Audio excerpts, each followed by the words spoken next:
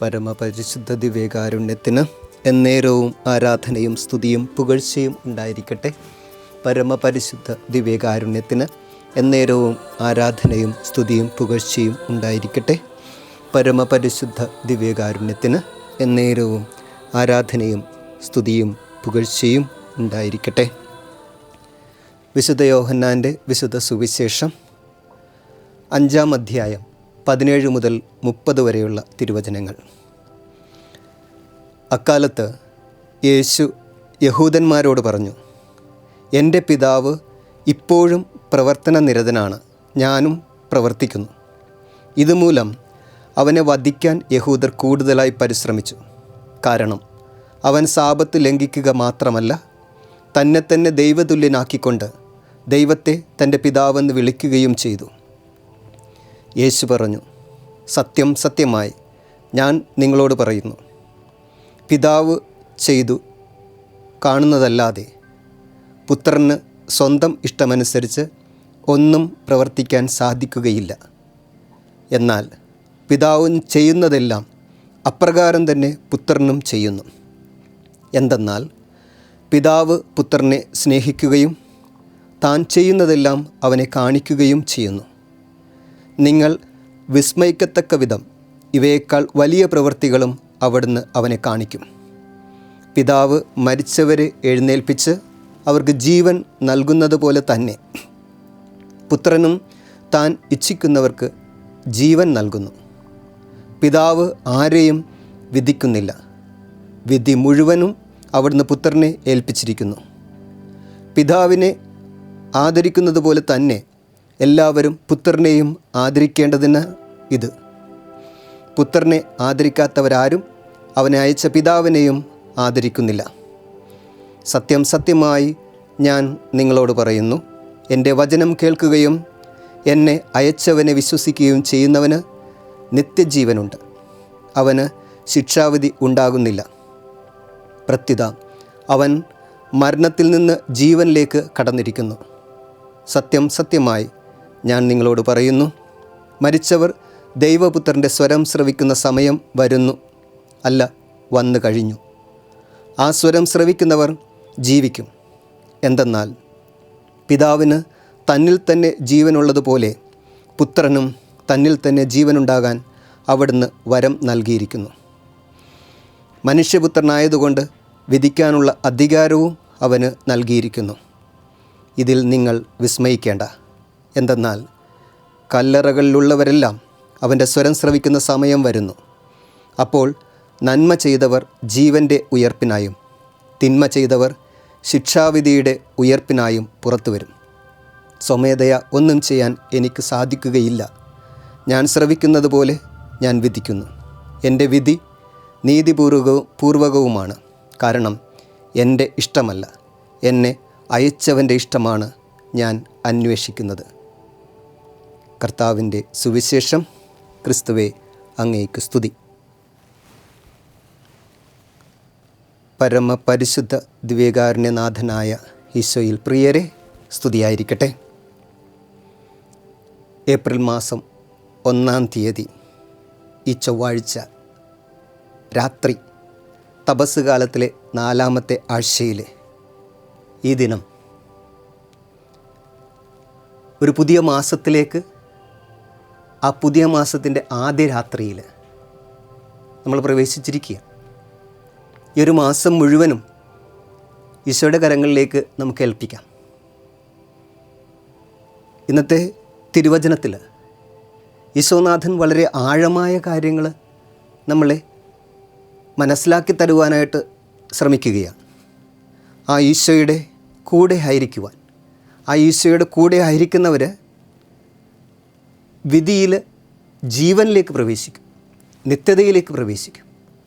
ഈ ലോകത്തിലുള്ളവരെല്ലാം, നമ്മുടെ ഈ പരിശ്രമങ്ങളെല്ലാം ഈ ലോകത്ത് ജീവിക്കാനല്ല, മറിച്ച് നിത്യതയിൽ ആയിരിക്കുവാനും ദൈവത്തോടൊപ്പം ദൈവത്തിൻ്റെ മുഖം ദർശിച്ചുകൊണ്ട് അവിടുത്തെ നിത്യം ആരാധിക്കുന്നവരും നിത്യം ജീവിക്കുന്നവരും നിലനിൽക്കുന്നവരുമാകുവാനായിട്ടാണ് നമ്മൾ പരിശ്രമിച്ചു കൊണ്ടിരിക്കുന്നത്. അതിനുവേണ്ടിയാണ് ഈ തപസ് കാലത്തിൽ നമ്മളെ തന്നെ വിശുദ്ധീകരിക്കുന്നതും ദൈവത്തിൻ്റെ സ്വരം ശ്രവിക്കുവാൻ ശ്രമിക്കുന്നതും ആ ദൈവത്തോട് ചേർന്ന് നിന്നുകൊണ്ട് അവനോടൊപ്പം ഒരു പുതുജീവനിലേക്ക് പ്രവേശിക്കുവാൻ നമ്മൾ ശ്രമിച്ചുകൊണ്ടിരിക്കുന്നത്. 22-ാമത്തെ വാക്യം പറയുക, വിധി മുഴുവനും കരുണാമയനായ ഈശോയെ ഏൽപ്പിച്ചിരിക്കുകയാണ്. പിതാവ് തന്നെയാണ് പുത്രൻ. പിതാവും പുത്രനും തമ്മിലുള്ള ബന്ധം, പുത്രൻ്റെ ഈശോയുടെ ഹിതം മുഴുവനും അത് പിതാവായ ദൈവത്തിൻ്റെ ഹിതമാണ്. പിതാവ് അറിയാതെ താൻ ഒന്നും ചെയ്യുന്നില്ലെന്നും ആ പിതാവിലേക്ക് നമ്മളെ എല്ലാവരെയും രക്ഷിക്കുക, കൂടെ കൊണ്ടുവരിക എന്നുള്ളതാണ്. അതിനുവേണ്ടിയാണ് താൻ ഈ ലോകത്തിലായിരിക്കുന്നതും നമ്മോട് കൂടെ ഇപ്പോഴും ഇമ്മാനുവേലായി കൂടെ ആയിരിക്കുന്നതുമൊക്കെ. ഈ ഏൽപ്പിക്കപ്പെട്ടവർ സുവിശേഷത്തിൽ നമ്മൾ കാണുന്നില്ലേ, പാപിനിയായ സ്ത്രീയെ വിധിക്കുന്നത് ഈശോയാണ്. കരുണയോടുകൂടി വിധിക്കുക. പാപികളെയും ദൈവത്തിൽ നിന്ന് അകന്നു കഴിയുന്നവരെയും ഫരിസേയരെയും നിയമജ്ഞരെയും ചുങ്കക്കാരെയുമൊക്കെ ഈ ഈശോ തന്നിലേക്ക് സ്വീകരിക്കുക. പാപത്തിൻ്റെ ഫലം മരണമാണെന്നാണ് വചനം പറയുക. അപ്പോൾ മരിക്കുന്നവനെ ജീവനിലേക്ക് ഉയർത്തുവാൻ അവനോടൊപ്പം മരിക്കുക, അവൻ്റെ കൂടെ ഉദ്ധാനം ചെയ്യുക. ഈ തപസ് കാലത്തിൻ്റെ ഈ അവസാനഘട്ട ദിവസങ്ങളിലേക്ക് നമ്മൾ കടന്നു വരുമ്പോൾ നമ്മൾ തിരിച്ചറിയണം, നമ്മൾ പാപത്തിൽ മരിച്ചവരാണ്. വീണ്ടും കൂദാശയിലൂടെ, ഒരു അനുരഞ്ജന കൂദാശയിലൂടെ, ഈശോ നമുക്ക് സ്ഥാപിച്ചു തന്ന കുമ്പസാരം എന്ന കൂദാശയിലൂടെ മരിച്ചവരായ നമുക്ക് നമ്മളെ തന്നെ ഈ തപസ്സിൻ്റെ കഠിനതയിൽ വിട്ടുകൊടുത്തുകൊണ്ട്, ഇതിന് സുഖാരാധന എന്നാണ് പറയുക. ഇതൊരു പാടുപീടയല്ല, മറിച്ച് ഈ ഒരു ഉപവാസ കാലഘട്ടത്തെ ദൈവത്തെ സംതൃപ്തിപ്പെടുത്താൻ, ദൈവത്തിലായിത്തീരാൻ, നമ്മെ തന്നെ നിത്യതയിലേക്ക് ഉയർത്തുവാനായിട്ടുള്ള സന്തോഷത്തോടു കൂടിയുള്ള സൗഖ്യവും സുഖവും ആനന്ദിച്ചുകൊണ്ടുള്ള ഒരു പ്രവൃത്തി ദിനങ്ങളാണ് നമ്മൾ ഈ കൊണ്ട് കിടക്കുക. ആ സുഖാരാധനയിലൂടെ ദൈവത്തോട് അനുരഞ്ജനപ്പെടുവാൻ, കുമ്പസാരക്കൂട്ടിലേക്ക് യഥാർത്ഥ വിശുദ്ധിയോടും വിശ്വാസത്തോടും അനുരഞ്ജനത്തോടും പാപബോധത്തോടും കൂടി കടന്നു വരുവാനായിട്ട്. അപ്പോൾ പാപികളെല്ലാം രക്ഷപ്പെടുകയോ എന്നുള്ളതല്ല, എല്ലാവരെയും രക്ഷിക്കുവാൻ വന്ന ഈശോയിലേക്ക് ഒരു മാനസാന്തരത്തിലൂടെ നമുക്ക് രക്ഷപ്പെടാൻ പറ്റും. ആ മാനസാന്തരത്തിലേക്കുള്ള ഒരു ബോധ്യവുമാണ് ഈ രാത്രിയിൽ ഈശോയുടെ മടിത്തട്ടിലും ഈശോയോട് ചങ്കോട് ചേരുമ്പോഴും നമുക്ക് കൂടെ ഉണ്ടാകേണ്ടത്. രോഗികൾക്കാണ് വൈദ്യനെ കൊണ്ട് ആവശ്യം. അപ്പോൾ നമുക്ക് എന്താണ് ആവശ്യം? എൻ്റെ ജീവന് എന്താണ് ആവശ്യം? ഈശോയെ കൊണ്ട് ആവശ്യം നമുക്കാണ്. നമ്മുടെ പാപങ്ങളിൽ നിന്ന് നിത്യജീവനിലേക്ക്, മരണത്തിൽ നിന്ന് ജീവനിലേക്ക്, ഉദ്ധാനത്തിലേക്ക് നമുക്ക് ഈശോയോടൊപ്പം, ഈശോയുടെ കുരിശിനോടൊപ്പം സഞ്ചരിക്കാം. നിന്നെ തന്നെ പരിത്യജിച്ച് നമ്മുടെ ജീവിതത്തിൻ്റെ ഓരോ അവസ്ഥകളെയും തമ്പുരാനോടൊപ്പം, അവൻ്റെ കുരിശിനോടൊപ്പം നമുക്കും എടുക്കാൻ തയ്യാറാകാം. ആ കുമ്പസാരക്കൂട് അണയുമ്പോൾ നമ്മളെ തന്നെ വിശുദ്ധീകരിക്കുവാനായിട്ട് നമുക്ക് പരിശ്രമിക്കാം. ഈ രാത്രി മുഴുവനും നമ്മുടെ എല്ലാ പാപക്കെട്ടുകളെയും ബന്ധനങ്ങളെയും നമുക്ക് ദൈവസന്നിധിയിലേക്ക് ഉയർത്തുവാനായിട്ട് നമുക്ക് പരിശ്രമിക്കാം. എൻ്റെ ഈശോയെ അവിടുത്തെ കരങ്ങളിലേക്ക്, അവിടുത്തെ തിരുഹൃദയത്തിലേക്ക് ഞങ്ങളെ തന്നെ ചേർത്ത് വയ്ക്കുന്നു. അവിടുത്തെ തിരുഹൃദയത്തിൽ നിന്ന് നിർഗളിക്കുന്ന രക്തത്താലും ജലത്താലും ഞങ്ങളെ കഴുകി വിശുദ്ധീകരിക്കണമേ.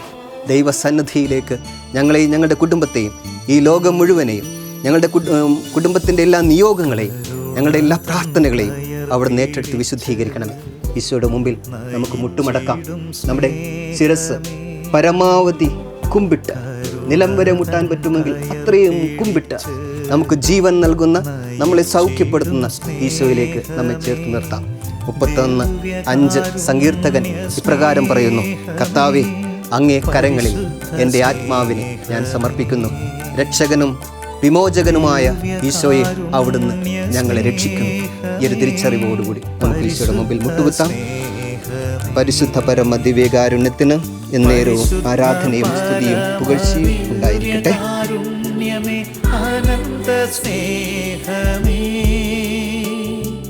പരിശുദ്ധ പരമ ദിവ്യകാരുണ്യമേ, അനന്ത സ്നേഹമേ.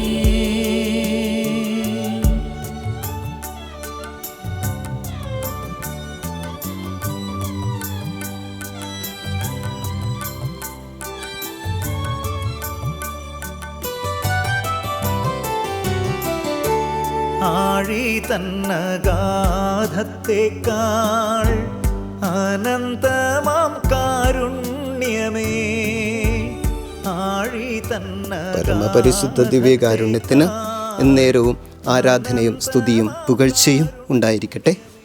പരമപരിശുദ്ധ ദിവ്യകാരുണ്യത്തിന് എന്നേരവും ആരാധനയും സ്തുതിയും പുകഴ്ചയും ഉണ്ടായിരിക്കട്ടെ. പരമപരിശുദ്ധ ദിവ്യകാരുണ്യത്തിന് എന്നേരവും ആരാധനയും സ്തുതിയും പുകഴ്ചയും ഉണ്ടായിരിക്കട്ടെ. പ്രിയപ്പെട്ടവരെ, ദിവ്യകാരുണ്യ നാഥനിൽ നമുക്ക് നമ്മെ തന്നെ വിലയം പ്രാപിക്കാം. വീണ്ടും കണ്ടുമുട്ടുന്നത് വരെ നമുക്ക് പ്രാർത്ഥനയിൽ പരസ്പരം ഓർക്കാം. നല്ലൊരു രാത്രിയും നല്ലൊരു പുലരിയും നിങ്ങൾക്ക് ആശംസിക്കുന്നു. The Lord grant us a quiet night and a perfect end. Amen. കരുണതൻ കയർ പിടിച്ച് നയിച്ചിടും സ്നേഹമേ, ദിവ്യകാരുണ്യ സ്നേഹമേ, പരിശുദ്ധ സ്നേഹമേ, പരിശുദ്ധ പരമദിവ്യകാരുണ്യമേ, അനന്ത സ്നേഹമേ, പരിശുദ്ധ പരമദിവ്യകാരുണ്യമേ, അനന്ത സ്നേഹമേ.